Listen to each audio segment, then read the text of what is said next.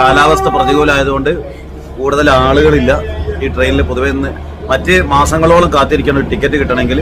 അപ്പോൾ ഇന്ന് സന്തോഷകരമായ യാത്രയാണ്.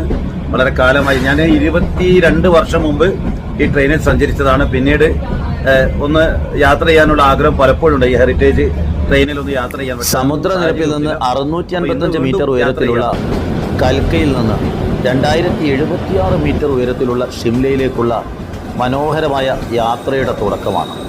2008 യുനെസ്കോ ലോക പൈതൃക പട്ടികയിൽ ഉൾപ്പെടുത്തിയ ഈ റെയിൽവേ പാത കേവലം ഒരു ഗതാഗത മാർഗമല്ല, മറിച്ച് മനുഷ്യൻ്റെ ഇച്ഛാശക്തിയുടെയും എഞ്ചിനീയറിംഗ് മികവിൻ്റെയും അടയാളമായി അവ ഇന്നും തുടരുന്നു.